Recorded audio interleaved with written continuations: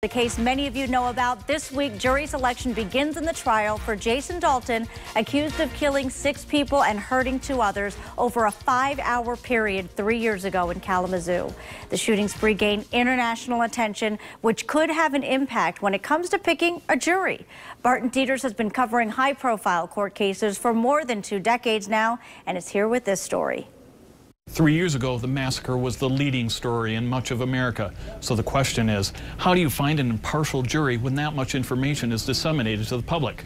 The surprising answer is it's really not that hard, but that doesn't mean the courts aren't going to be extra careful. Muskegon County Prosecutor D.J. Hilson had to deal with 2 high-profile trials for murderer Jeffrey Willis, convicted in November of 2017 of the murder of Rebecca Bletch, and in May of this year of the murder of Jessica Herringa. In the last several years, maybe even decades, that was probably the biggest high-profile case that involved a lot of attention, media attention, both digital, print, and social media. So in Muskegon, the court took extraordinary and time-consuming steps to make sure that jurors were not influenced by information not presented in the courtroom. That included a questionnaire and talking to each potential juror individually. Although it took a lot of time, it was well worth the time and effort. Nevertheless, Hilson found what many prosecutors do when it comes to high-profile cases. There were quite a few people that had no idea. Because they either don't watch the news, they don't have internet access. And I was surprised by that. Kalamazoo County Prosecutor Jeff Getting said he's confident that there are procedures in place for the trial expected to last 2 weeks. 99% of it is the same as what we do in other cases.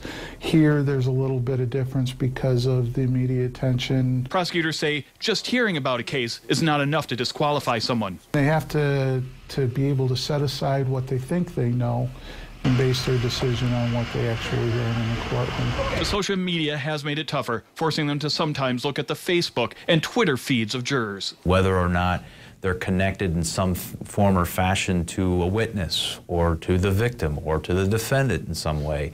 We haven't had a situation yet where we weren't able to seat a fair and impartial jury. I'm sure that we're going to be able to do that in this case too. Tomorrow, there'll be work done in the judges' chambers whittling down the jury pool. That's not open to the public. Then on Friday, voir dire begins. That's where the jurors are questioned by both sides. Then the trial should begin early next week, and it's expected to last about 2 weeks. In the newsroom, Barton Dieters, 24-Hour News 8. And so Jason Dalton is now heading to trial almost 3 years after being accused in that Kalamazoo shooting spree.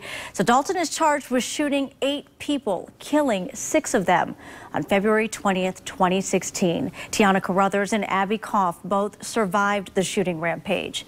Judy Brown, Barbara Hawthorne, Mary Jo Nye, and Mary Lou Nye, along with Rich Smith and his son Tyler, were all killed.